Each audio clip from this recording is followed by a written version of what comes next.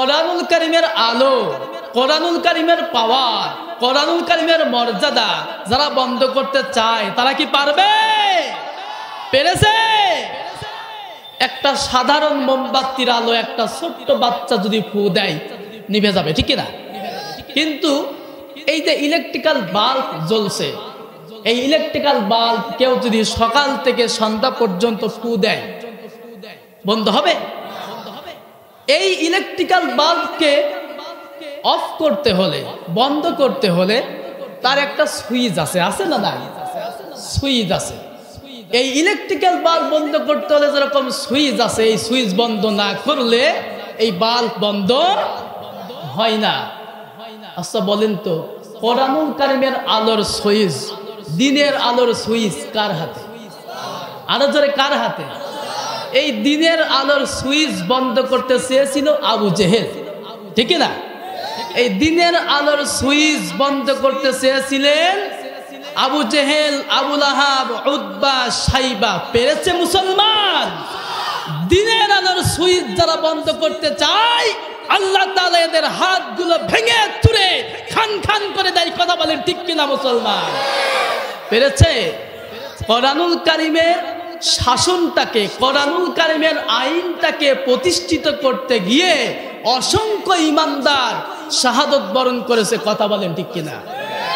পবিত্র কোরআনুল কারীমকে জমিনে বাস্তবায়ন করার জন্য রাসূলের চাচা আমির হামজা উহুদের ময়দানে শাহাদত বরণ করেছেন। কোরআনুল কারীমের আইনটাকে প্রতিষ্ঠিত করতে, কোরআনুল কারীমের আইনটাকে কায়েম করতে আল্লাহর রাসূলের সাহাবী হযরত হানজালা রাদিয়াল্লাহু তাআলা আনহু শাহাদত বরণ করেছে। কথা বলেন ঠিক কিনা? হাসানুল বান্না শাহাদত বরণ করেছে, সৈয়দ কুতুব শহীদ শাহাদত বরণ করেছে, ইমাম আবু হানিফা শাহাদত বরণ করেছে। কোরআনের পাখি আল্লামা দিলওয়ার হোসেন সাঈদী জালিমের কারাগারে বন্দী থেকে তাকে শাহাদত বরণ করানো হয়েছে। এরপরেও কোরআনুল কারীমের আলো কি বন্ধ হয়েছে মুসলমান? পারবে কেউ? পারবে না। আল্লাহ রাব্বুল আলামিন এই পবিত্র কোরআনুল কারীমের সম্মান বুঝাতে গিয়ে আল্লাহ তাআলা পবিত্র কোরআনুল কারীমের মধ্যে বলতেছেন, লাউ আনজালনা হাদাল কুরআন আলা জাবালিল লারাআইতাহু খাশিআম মুতাসাদ্দিআম মিন খাশিয়াতিল্লাহ। জোরে বলুন আল্লাহু আকবার। আল্লাহ তাআলা বলতেছেন, কোরআনুল কারীমকে যদি আমার নবী মুহাম্মদ সাল্লাল্লাহু আলাইহি ওয়াসাল্লামের উপর অবতীর্ণ না করে যদি আমার কোরআনুল কারীমটাকে পাহাড়ের উপর রাখতাম, কোরআনুল কারীমের ওজন ভার সহ্য করতে না পেরে পাহাড়টা ভেঙে খান খান হয়ে যেত। তাহলে কোরআনুল কারীমের সম্মান আছে না নাই? আছে। যুগে যুগে কোরআনুল কারীমের পক্ষে থাকার কারণে অসংখ্য ঈমানদার মুসলমান শাহাদত বরণ করেছে। কথা বলেন ঠিক কিনা? আমি যে আয়াত তেলাওয়াত করেছি, আমি মূল আলোচনার দিকে চলে যাব। আমরা প্রতিটা নামাজে, প্রতিটা রাকাতে বলি ইহদিনাস সিরাতাল মুস্তাকিম সিরাতাল লাযীনা আন'আমতা আলাইহিম। আয় আল্লাহ, তোমার কাছে একটা রাস্তা চাই। কয়টা? আরো যে কয়টা? একটা রাস্তা চাই, সহজ সরল সঠিক একটা পথ চাই। সেই পথটা চাই যে পথ হচ্ছে নিয়ামত প্রাপ্তদের পথ। সুবহানাল্লাহ। আচ্ছা, আমরা নামাজের মধ্যে কার কাছে পথ চাচ্ছি? বাঁকা পথ না সোজা পথ? সহজ পথ, সঠিক পথ, সরল পথ, ঠিক কিনা? পথ দেখানোর মালিককে আল্লাহ রাব্বুল আলামিন পবিত্র কোরআনুল কারীমের মধ্যে বলতেছেন, وعلى الله قصد السبيل ومنها جاعر ولو شاء لهداكم أجمعين। আল্লাহ তাআলা বলতেছেন, পথ দেখানোর মালিক আমি আল্লাহ তাআলার। কার? আল্লাহ তাআলা পথ দেখাচ্ছেন ওয়া আনি'বুদুনি হাদা সিরাতুম মুস্তাকিম। আল্লাহ তাআলা বলতেছেন সহজ সরল সঠিক পথ হলো আমার আনুগত্যের পথ, আমার দাসত্বের পথ, আমার গোলামির পথ। যেই পথ হচ্ছে গে আমার ইবাদতের পথ, আমার দাসত্বের পথ, আমার গোলামির পথ, আমার আনুগত্যের পথ। সুবহানাল্লাহ। তাহলে সহজ সরল সঠিক পথ দেখানোর মালিক একজন, তিনি কে? আল্লাহর নবী, বিশ্ব নবী জনাবে মুহাম্মদুর রাসূলুল্লাহ সাল্লাল্লাহু আলাইহি ওয়াসাল্লাম, তিনি তার সাহাবী আব্দুল্লাহ ইবনে মাসউদ রাদিয়াল্লাহু তাআলা আনহুকে বললেন, ও আব্দুল্লাহ ইবনে মাসউদ, আমার হাতে একটি লাঠি দাও। কি দাও? একটি লাঠি দাও। হযরত আব্দুল্লাহ ইবনে মাসউদ রাদিয়াল্লাহু তাআলা আনহু বললেন, ইয়া রাসূলুল্লাহ, ইয়া হাবিবাল্লাহ, আপনি লাঠি দিয়ে কি করবেন? নবী করিম সাল্লাল্লাহু আলাইহি ওয়াসাল্লাম বললেন, লাঠি দিয়ে আজকে তোমাদেরকে আমি প্র্যাকটিক্যালে সিরাতুল মুস্তাকিমের পথ কোনটা, সঠিক পথ কোনটা, সরল পথ কোনটা, আলোর পথ কোনটা, এটা আমি তোমাকে আজকে প্র্যাকটিক্যালে দেখায় দেব। রাসূলের হাতে একটা লাঠি দেয়া হলো। লাঠি দিয়ে মাটির উপরে সোজা একটি রেখা অঙ্কন করলেন, আর রাসূল ওই দাগের উপরে, রেখার উপরে শাহাদত আঙ্গুল দিয়ে বললেন, হাদা সিরাতুম মুস্তাকিম। এটা হলো সঠিক পথ, সরল পথ। এই পথে যারা হাঁটবে, আর এই পথের এই রাস্তার শেষ স্টেশন আল্লাহর জান্নাত। সুবহানাল্লাহ।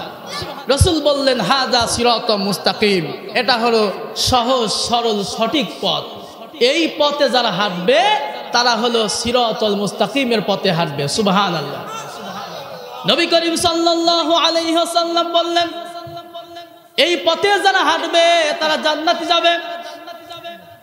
এই সোজা রেখার সাথে ডান দিকে তিনটা আঁকা বাঁকা বক্র রেখা আঁকলেন, বাম দিক থেকে তিনটা আঁকা বাঁকা বক্র রেখা টানলেন, আর বললেন, ও সাহাবীরা শোনো, এই যে সোজা রেখার বাম পাশে তিনটা আঁকা বাঁকা বক্র রেখা আমি টানলাম, বক্র আঁকা বাঁকা দাগ টানলাম, ডান দিক থেকে যে আঁকা বাঁকা দাগ আমি টানলাম, এই প্রত্যেকটা এই 6টা আঁকা বাঁকা রাস্তার মাথায় এক একটা শয়তান দাঁড়িয়ে থাকবে তোমাদেরকে ইনভাইট করার জন্য, দাওয়াত দেওয়ার জন্য, আসার জন্য। কথা বলেন ঠিক কিনা?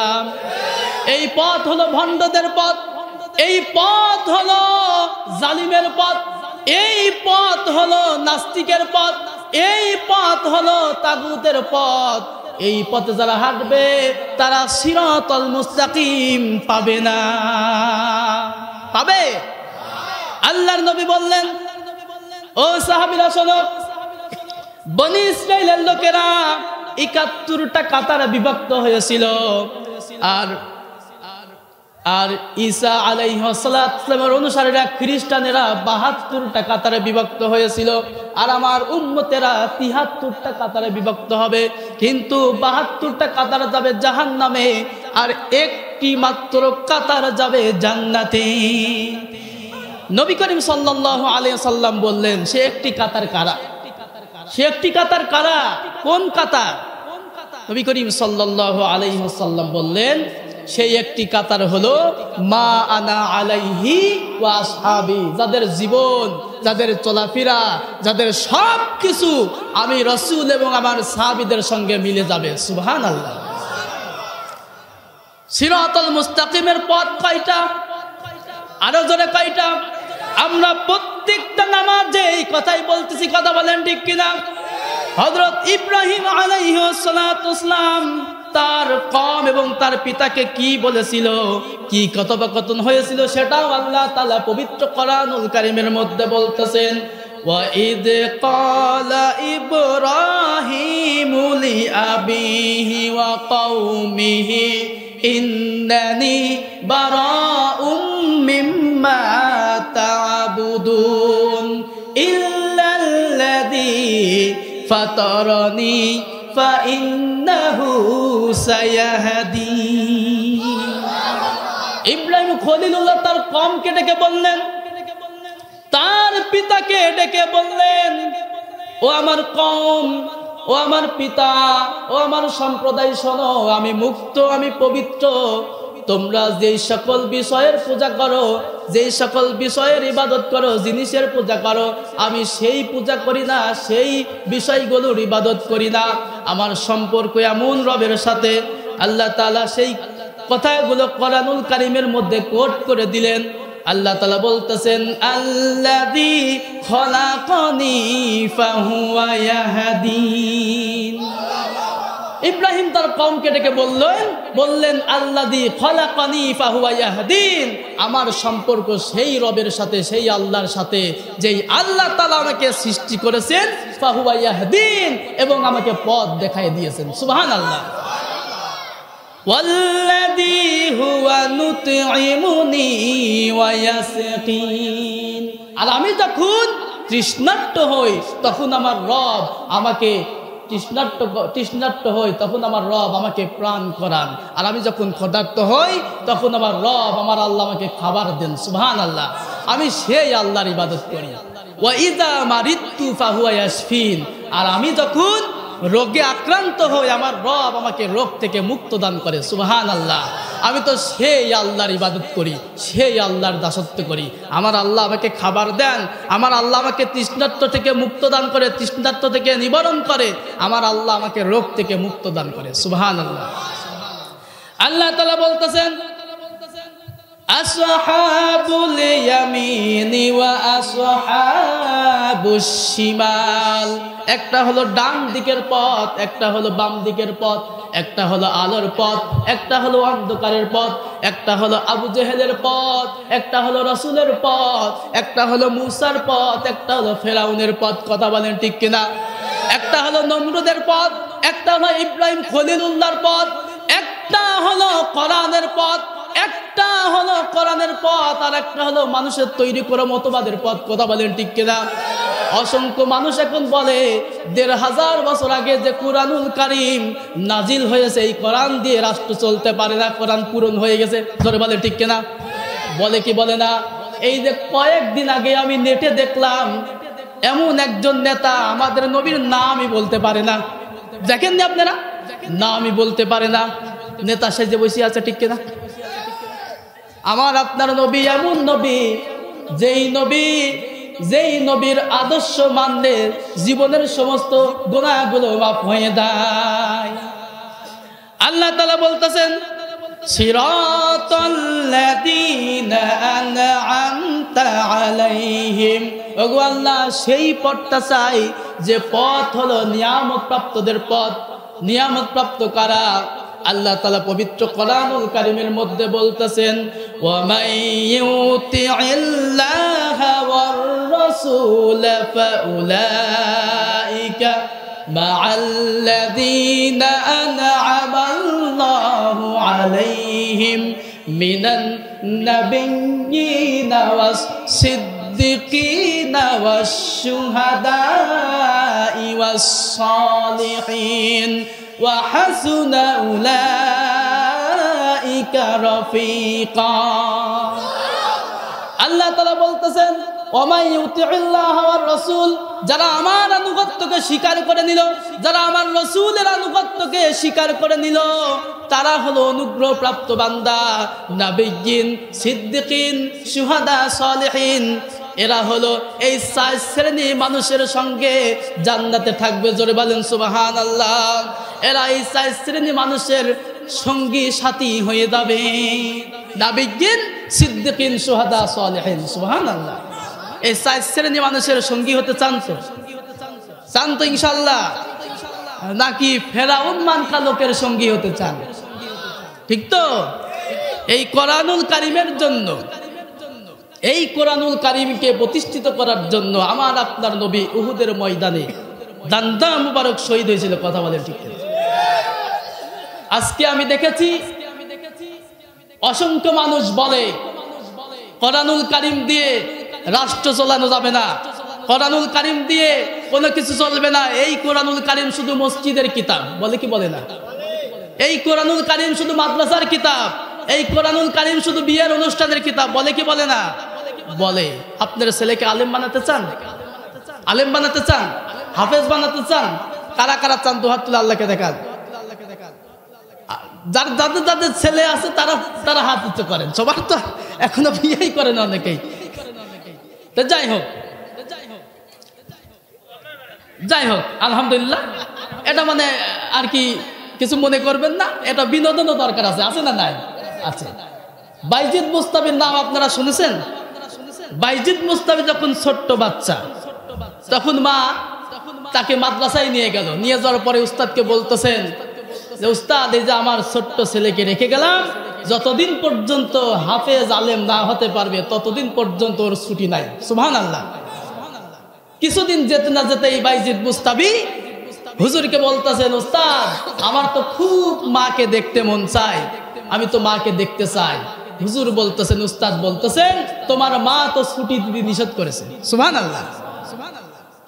বাইজিদ মুস্তাবি নাসর বান্দা না, আমি মাকে দেখবই, আমার খুব মনে চাই, খুব মন চাই আমি মাকে দেখবো, আমার খুব মনে ব্যথা মাকে না দেখতে পারলে।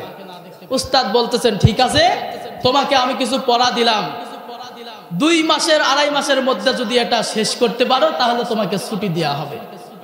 পড়া দিল 2.5 বছরের পড়া, যে পড়া 2.5 বছর লাগে শেষ করতে, সে পড়া 2 থেকে 2.5 মাস সময় দিলেন। বাইজিদ মুস্তাবি আল্লাহর রহমতে আল্লাহর কাছে সাহায্য চেয়ে 2.5 মাসের মধ্যে এই পড়া কমপ্লিট। সুবহানাল্লাহ। উস্তাদকে বলতেছেন, উস্তাদ এবার আমাকে ছুটি দেন। ছুটি দিল, বাড়িতে গেল, বাইরে থেকে বলতেছেন, আসসালামু আলাইকুম, কোনো সাড়া নাই। আসসালামু আলাইকুম, কোনো সাড়া নাই। মা যে বলেছে আমার বাইজিদের বাড়ি কোনো জায়গা নাই, যতক্ষণ পর্যন্ত, যতদিন পর্যন্ত আলেম না হতে পারবে। সুবহানাল্লাহ। এই বাইজিদ মুস্তাবি, এর নাম কেই না শুনেছে? সবাই জানে। ছোট্ট বাচ্চা, শীতের রাত, কনকনে শীতের রাত, মা অসুস্থ মানুষ, পানি চেয়েছে, ঘরের মধ্যে কোনো জায়গা পানি পায় নাই, একটু ঘর থেকে বাইরে গেছে, যাওয়ার পরে পানিটা এনে দেখে মা ঘুমিয়ে গেছে। বাইজিদ মুস্তাবি মনে মনে চিন্তা করতেছেন, আমি যদি এখন মাকে ডাকি, মার ঘুমটা ভেঙে যাবে, কষ্ট পাবে। আর আমি যদি এখন ঘুমায় যাই, মা যদি জেগে ওঠে, যদি পানি চাই, আমি যদি পানিটা টাইম মতো না দিতে পারি তাহলে কষ্ট পাবে। সুবহানাল্লাহ। বাইজিদ মুস্তাবি ছোট্ট মানুষ, শীতের রাত, কনকনের রাত, গিলাস হাতে নিয়ে, পানির গিলাসটা হাতে নিয়ে দাঁড়িয়ে আছে, সারাটা রাত দাঁড়িয়ে আছে।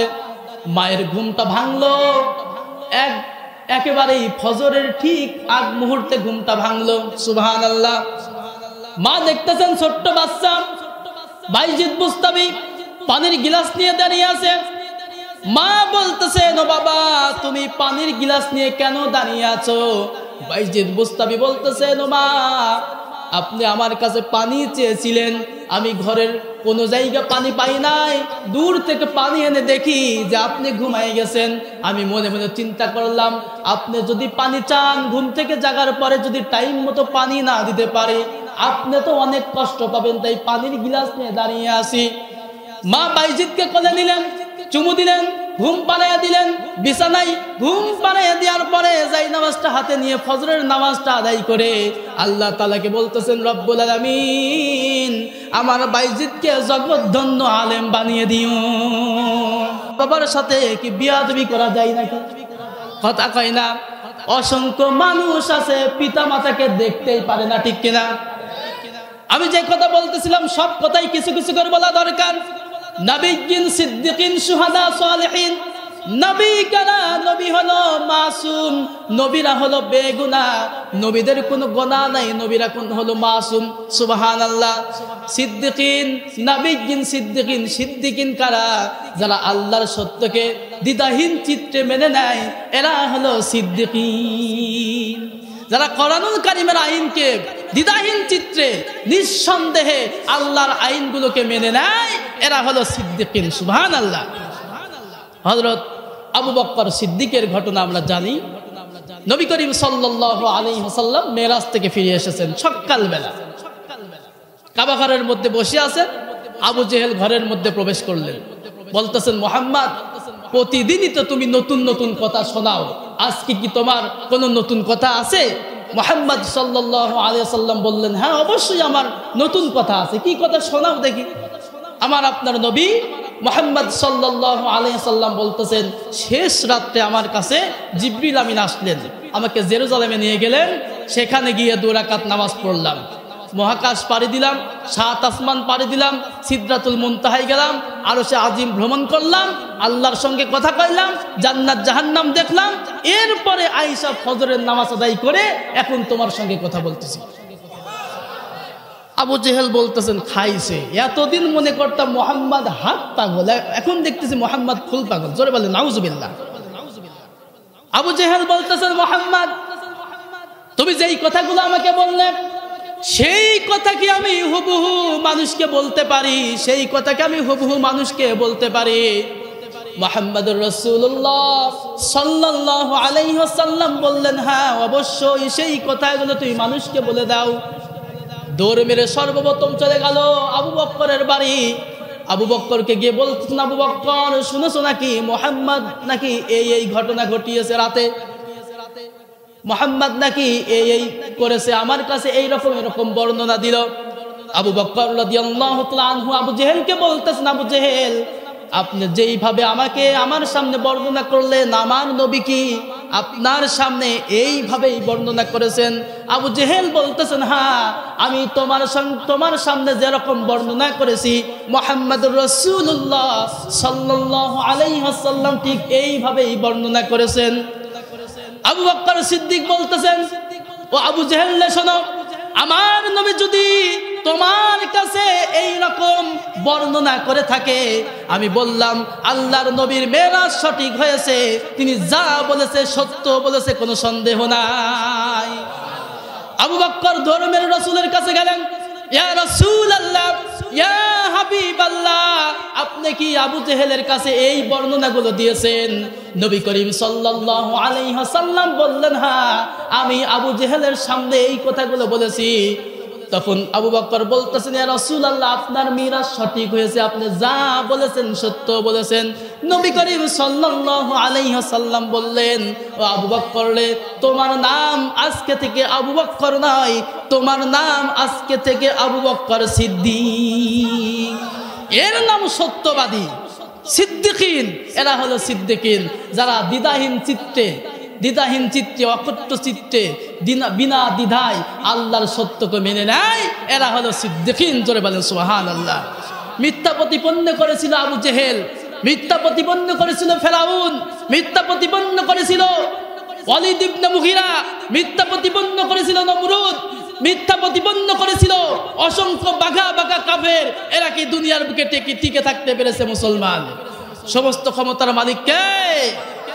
আল্লাহ তাআলা পবিত্র কোরআনুল কারীমের মধ্যে বলতেছেন, কুলিল্লাহুম্মা মালিকাল মুলকি তুতিল মুলকা মান তাশা ওয়া তানজিউল মুলকা মিম্মান তাশা ওয়া তুইজ্জু মান তাশা ওয়া তুযিল্লু মান তাশা বিয়াদিকাল খায়র ইন্নাকা আলা কুল্লি শাইইন কাদির।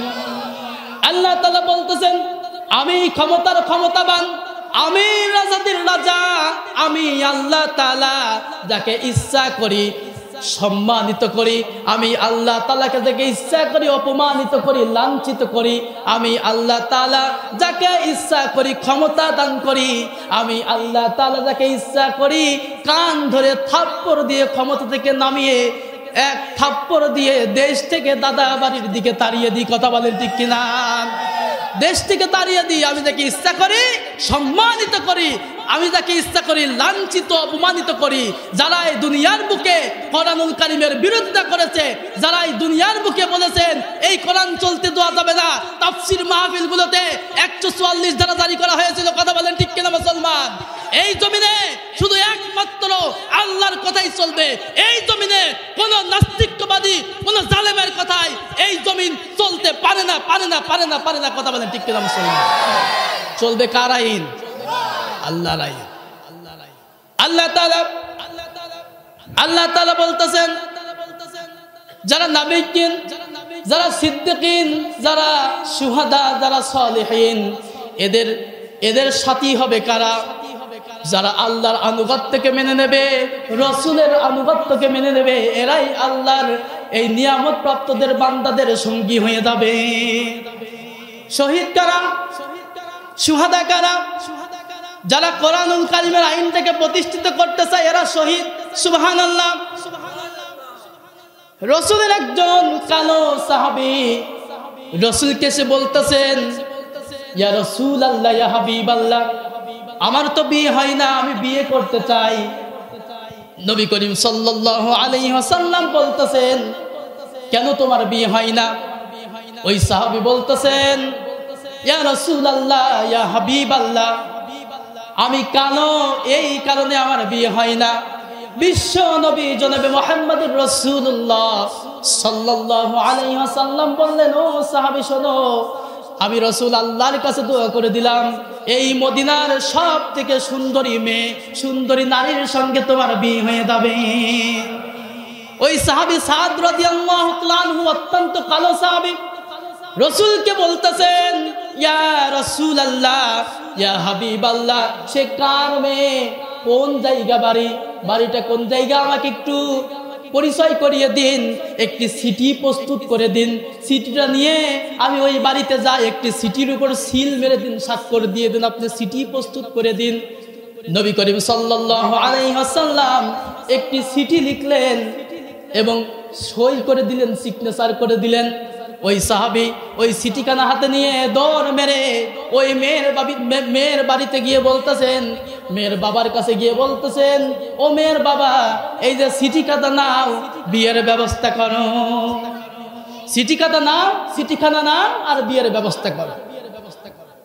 ওই মেয়ের বাবা সিটিখানা পড়লেন, পড়ার পর বলতেছেন, স্যার, আমার কোনো আপত্তি নাই, আমার কোনো কেলেম নাই, আমি আমার মেয়েকে যা বলবো সেটাই মেনে নেবে, তবে আমার মেয়ে তো খুব সুন্দরী, আমার মেয়ে তো খুব রূপবতী, গুণবতী, তুমি তো কালো, আমার মেয়ের সঙ্গে আমি একটু কথা বলবো।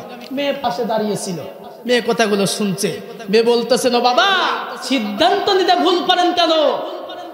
আমার জন্য রাসূল যেই ছেলেকে পছন্দ করেছেন সেই ছেলেই হবে আমার স্বামী। সুবহানাল্লাহ।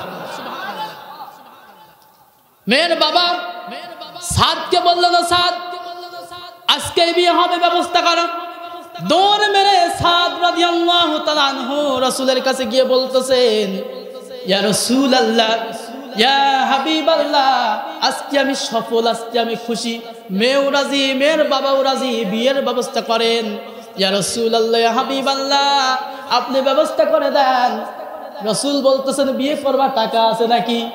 সাদ রাদিয়াল্লাহু তাআলা আনহু বলতেছেন, বিয়ের করার টাকার চিন্তা যদি আমাকে দেন, আমার কোনোদিন বিয়েই হবে না, টাকার ব্যবস্থাও আপনি করে দেন। আপনারা কি অমনোযোগী আছেন নাকি? শোনা যায়? শুহাদা কারা, এই কথা আমি বুঝাচ্ছি। শুহাদা কারা?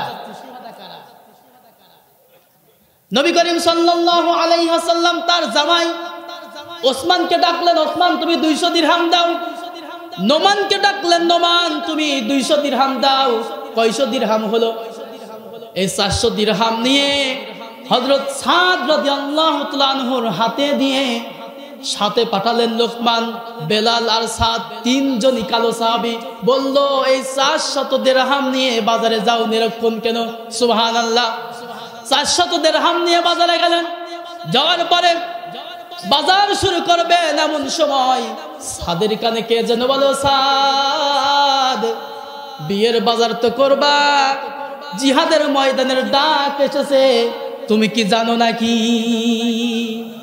সাদ রাদিয়াল্লাহু তাআলা আনহু বিয়ের বাজার করা বন্ধ করে দিয়ে ঘোড়া কিনলেন, ঢাল কিনলেন, তরবারি কিনলেন, জিহাদের ময়দানের সামগ্রীগুলো কিনলেন। কেনার পরে জিহাদের ময়দানে ঝাঁপিয়ে পড়লেন। এমন সময় সাদ রাদিয়াল্লাহু তাআলা আনহু শাহাদাত বরণ করলেন। রাসূলের কাছে খবর গেল, ইয়া রাসূলুল্লাহ, ইয়া হাবিবাল্লাহ, আপনার সাদ তো শাহাদাত বরণ করেছেন। নবী করিম সাল্লাল্লাহু আলাইহি ওয়াসাল্লাম বললেন, ও সাহাবীরা, আমার কোন সাদ? সাহাবায়ে কেরাম বললেন, ইয়া রাসূলুল্লাহ, ইয়া হাবিবাল্লাহ, এটা সেই সাদ যেই সাদের বিয়ের বাজার করার জন্য আপনি বাজারে পাঠিয়েছিলেন। বিয়ের বাজার করে নাই, তরবারি কিনেছে, ঢাল কিনেছে, জিহাদের ময়দানের ডাক যখন এসেছে তখন ঝাঁপিয়ে পড়ে শাহাদাত বরণ করেছে। রাসূল দৌড় মেরে চলে গেল। তারপরে দেখলেন সাদের কান কাটা, নাক কাটা, হাত কাটা, পা কাটা, অঙ্গ প্রত্যঙ্গ কাটা ওইভাবে পড়ে আছে। নবী করিম সাল্লাল্লাহু আলাইহি ওয়াসাল্লাম একবার সাদের দিকে তাকিয়ে কাঁদে, একবার হাসে, একবার কাঁদে, একবার হাসে, একবার কাঁদে, একবার হাসে। সাহাবায়ে কেরামরা রাসূলকে বললেন, ইয়া রাসূলুল্লাহ, ইয়া হাবিবাল্লাহ, আমরা তো কিছুই বুঝলাম না। সাদের দিকে একবার তাকিয়ে হাসেন, একবার কাঁদেন, একবার তাকিয়ে হাসেন, একবার কাঁদেন, এটা আমরা বুঝতে পারলাম না। ইয়া রাসূলুল্লাহ, হাবিবাল্লাহ, কারণটা কি? নবী করিম সাল্লাল্লাহু আলাইহি ওয়াসাল্লাম সাহাবাদেরকে বললেন, ও সাহাবীরা, আমার সাদ বিয়ের বাজার করা বন্ধ করে দিয়ে জান্নাতের বাজার করেছে। আমার সাদের এই জীবন দিয়া কোরআনুল কারীমের আইনটাকে প্রতিষ্ঠিত হোক, এই চেষ্টা করার জন্য বিয়ের বাজার করা বন্ধ করে দিয়ে জিহাদের ময়দানে ঝাঁপিয়ে পড়ে আল্লাহর রাস্তায় শাহাদাত বরণ করেছে। ও সাহাবীরা শোনো, আমি দেখতে পেলাম জান্নাতের হুরেরা এসে আমার সাদকে জান্নাতের দিকে নিয়ে যাওয়ার জন্য টানাটানি করতেছেন। তাহলে সব কিছু কার খুশির জন্য হতে হবে? আল্লাহর খুশির জন্য হতে হবে।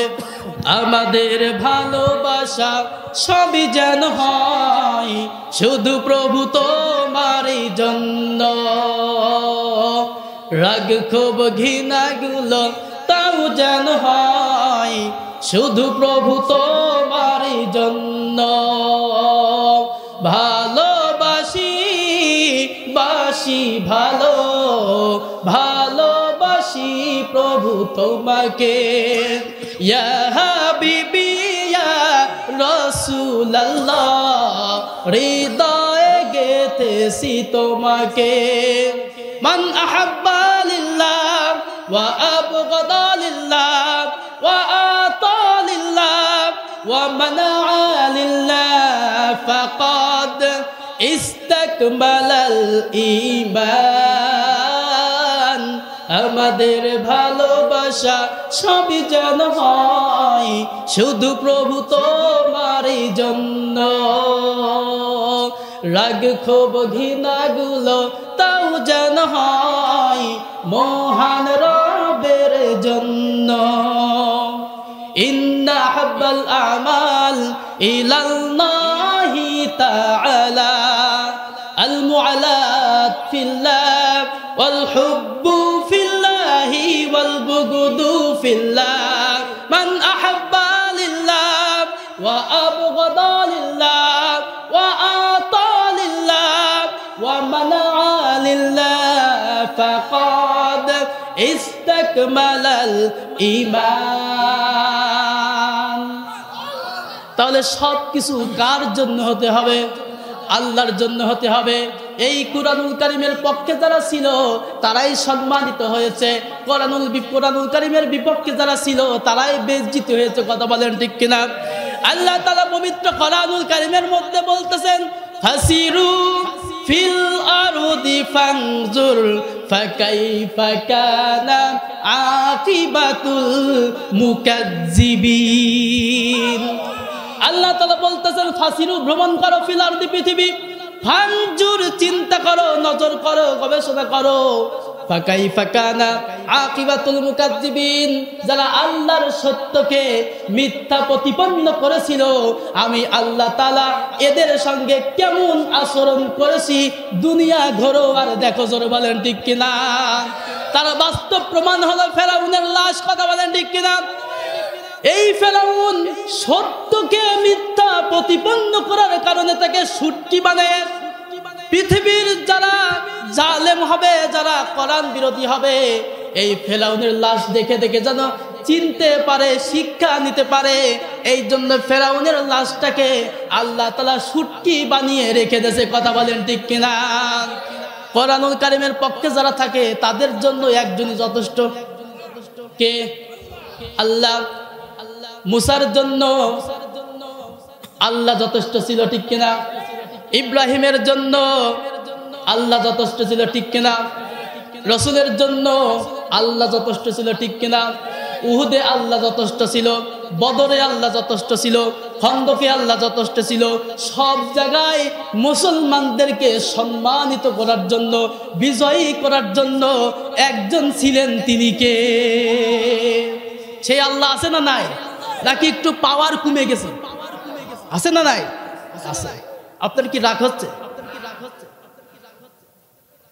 আমরা বলেছি সবকিছু কার জন্য হতে হবে?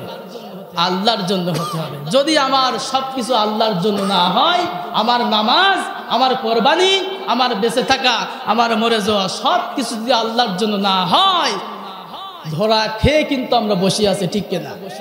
আমরা যে এশার নামাজ পড়ে আসলাম, অনেকেই তো নামাজ মনে পড়েন। নামাজ পড়েছেন আপনারা? নামাজ কয় ওয়াক্ত ভাই? 5 ওয়াক্ত। অনেকের জন্য আবার 2 ওয়াক্ত আছে। ওই দেখাচ্ছে কাজের চাপে একটু পড়লাম, 1 ওয়াক্ত পড়লাম, আবার কাজ শেষ হয়ে গেল, 1 ওয়াক্ত পড়লাম, কাজ আবার শুরু হলো, একাছে আবার 1 ওয়াক্ত বন্ধ করে দিলাম। এরকম আছে না নাই? আছে। জামাতের সঙ্গে নামাজ পড়া দরকার আছে না নাই? আছে। রসুলের একজন সাহাবী আব্দুল্লাহ আনসারী রাদিয়াল্লাহু তাআলা আনহু সবার পরে মসজিদে যায়, সবার আগে মসজিদ থেকে বের হয়। এই বিষয়টা হযরত ওমর রাদিয়াল্লাহু তাআলা আনহু 3 দিন লক্ষ্য করলেন। কয় দিন? 3 দিন লক্ষ্য করলেন।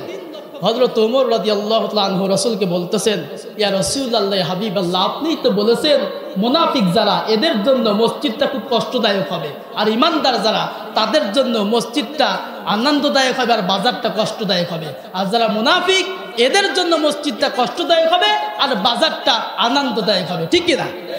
ইয়া রাসূলুল্লাহ, আমি বুঝতে পারলাম না। 3 দিন লক্ষ্য করলাম আপনার সাহাবী আব্দুল্লাহ আনসারী রাদিয়াল্লাহু তাআলা আনহু সবার পরে মসজিদে ঢোকে, সালাম ফিরানোর সঙ্গে সঙ্গে সবার আগে মসজিদ থেকে বের হয়ে চলে যায়। ইয়া রাসূলুল্লাহ, আমি তো কারণটা বুঝলাম না। কয়েকজন সাহাবী রাসূলকে অবজেকশন দিলেন, নালিশ দিলেন। নবী করিম সাল্লাল্লাহু আলাইহি ওয়াসাল্লাম হযরত ওমরকে বললেন, ওমর রে, আন্দাজে কেরুর বিরুদ্ধে নালিশ দেয়া যায় না, চলো যাই তার বাড়িতে। সাহাবে কেরামেরা হযরত ওমরকে সাথে নিয়ে, সাহাবাদেরকে সাথে নিয়ে নবী করিম সাল্লাল্লাহু আলাইহি ওয়াসাল্লাম আব্দুল্লাহ আনসারীর বাড়িতে গেলেন।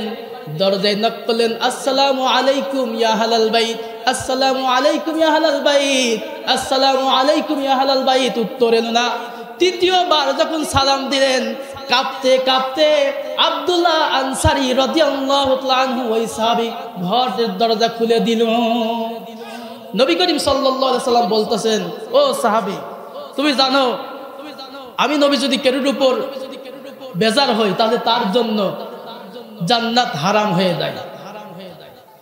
তুমি তোমার দরজা খুলতে দেরি হলো কেন? ঘর থেকে বের হতে দেরি হলো কেন?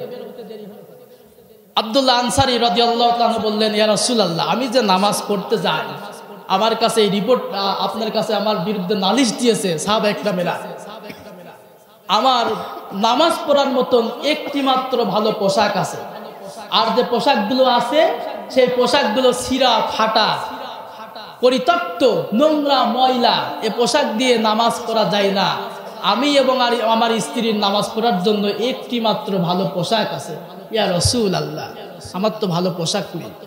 আমি যখন নামাজে যাই, আমার এই ছেঁড়া ফাটা পোশাকগুলো নিয়ে আমার স্ত্রী ঘরের মাঝখানে গর্ত খনন করেছি, গর্তের মধ্যে ঢুকে যায়। আর আমি যখন সালাম ফিরানোর সঙ্গে সঙ্গে আমার মনে হয় আমার বাড়িতে আমার আহাল আছে।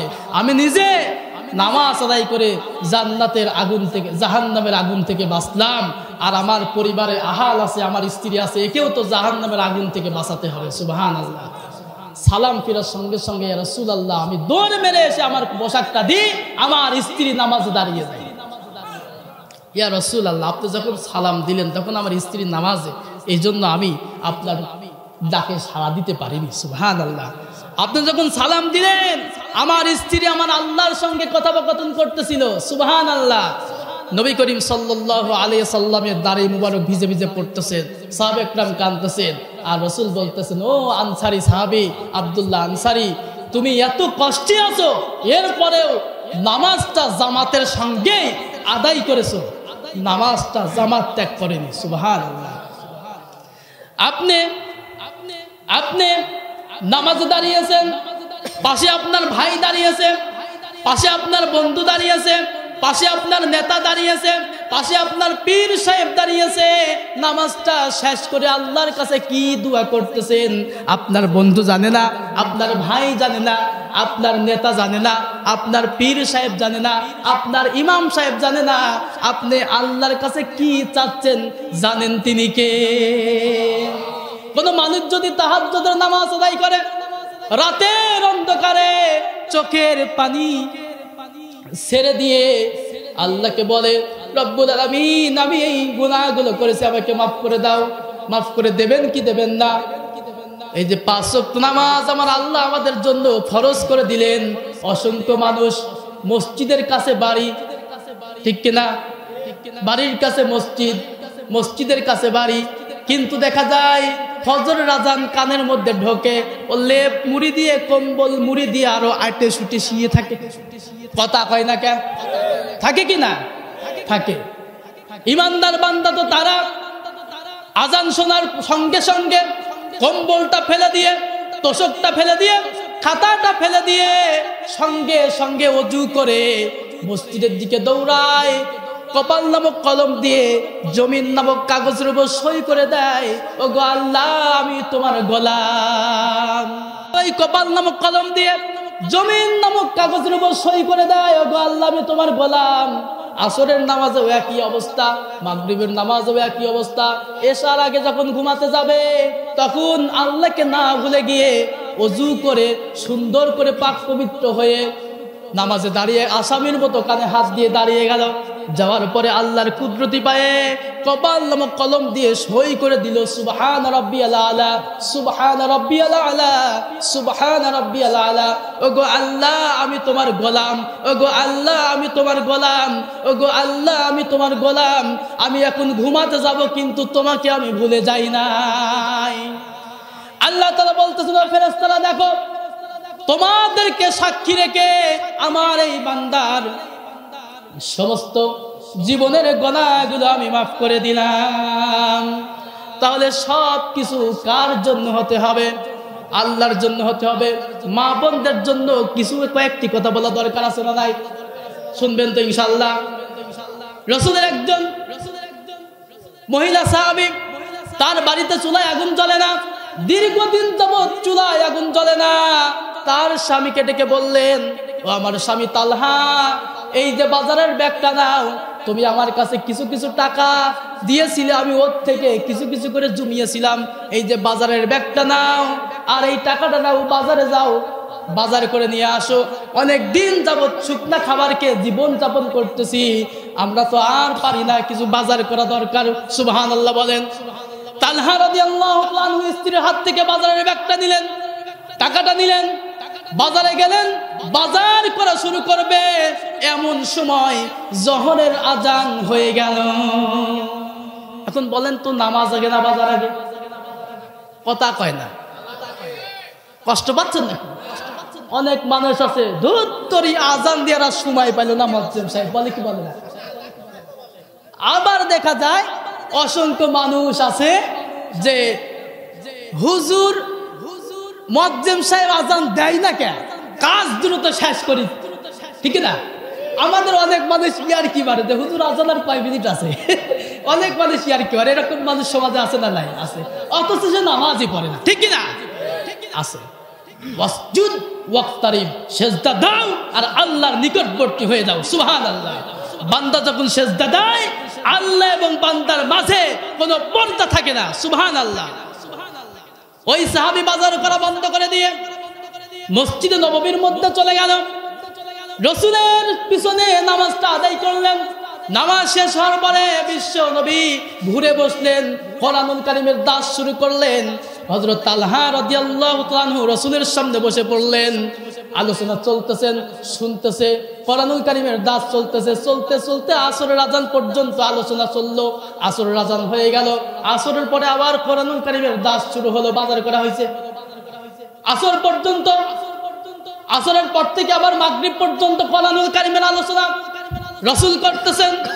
আবার বসে পড়লেন, মাগরিব থেকে এশা পর্যন্ত আলোচনা চলতেছেন।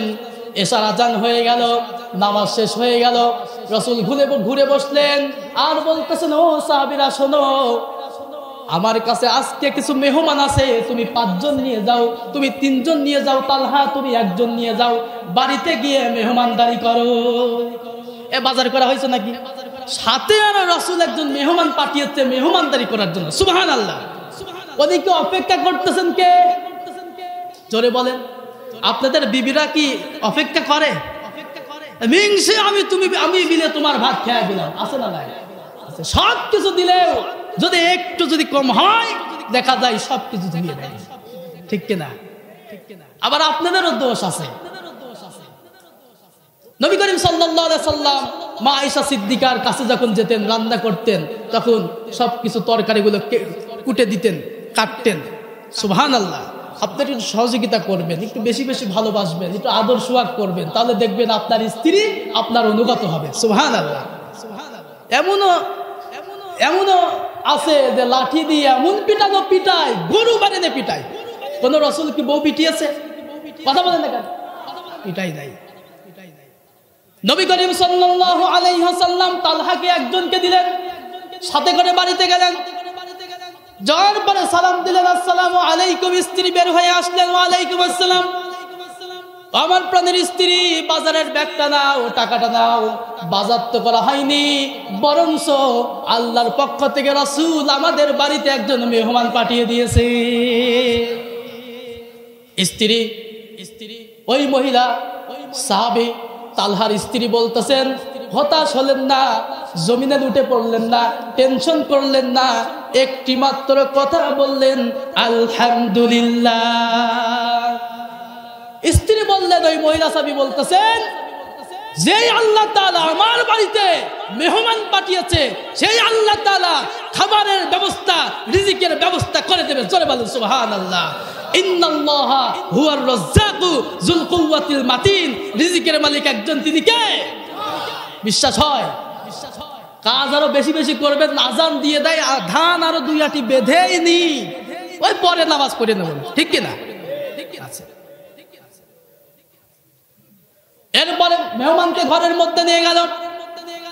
নিয়ে যাওয়ার পরে ঘরের মধ্যে একটি বস্তা ছিল, উপরে বস্তাটা পারলো।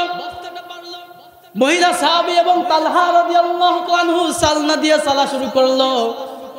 2 মুষ্টি জব বের হলো। কয় মুষ্টি? 2 মুষ্টি জব বের হলো। এই 2 মুষ্টি জব দিয়ে 2টা রুটি হলো। কয়টা? 2টা রুটি। তালহার স্ত্রী তালহাকে ডেকে বলতেছেন, আমার প্রাণের স্বামী, এই 2টা রুটি মেহমানকে দাও, সেখানে তুমি বসবা না, ওখান থেকে উঠে চলে আসবেন, মেহমান যাতে জানে যে আমরা খাবার খেয়েছি। সুবহানাল্লাহ। 2টা রুটি দিলেন, মেহমান খাইলেন, রাতে ঘুমালেন। হঠাৎ করে রাত্রে ঘুমাইছেন, ফজরের আজান হয়ে গেল। তালহা রাদিয়াল্লাহু তাআলা আনহু ঘুম থেকে উঠলেন, আর ওই মেহমানকে বললেন, ও ভাই, আজান তো হয়ে গেছে, চলো যাই মসজিদের দিকে। মেহমানকে সঙ্গে করে নিয়ে আবার মসজিদের দিকে চলে গেল ফজরের নামাজ পড়ার জন্য। সুবহানাল্লাহ। নামাজ শেষ হয়ে গেল। নবী করিম সাল্লাল্লাহু আলাইহি ওয়াসাল্লাম বলতেছেন, তালহা, সবাই চলে যাই, যাক, তোমার সঙ্গে আমার কিছু কথা আছে। তালহা রাদিয়াল্লাহু তাআলা থরথর করে কাঁপছে, দাড়ি মুবারক ভিজে ভিজে পড়তেছেন। কি জানি কি হলো, আমি তো তেমন মেহমানদারি করতে পারিনি। তালহা রাদিয়াল্লাহু তাআলা আনহু এই কথা চিন্তা করতেছেন। রাসূল বলতেছেন, ও তালহা রে, তোমার স্ত্রী এবং তুমি যা ইবাদত করেছে এ যাবত পর্যন্ত, গত রাতে তোমার এবং তোমার স্ত্রী যেরকম স্যাক্রিফাইস করেছো, মেহমানদারি করেছো, ত্যাগ স্বীকার করেছো, এই আমলটা আল্লাহর কাছে সবথেকে বেশি পছন্দনীয় বিবেচিত হয়ে গেছে। তাহলে মেহমানদারি দরকার আছে না নাই? এখনকার মা বোনেরা হলে হতো স্বামীকে জুতা দিয়ে পিটাই, কথা কয় না?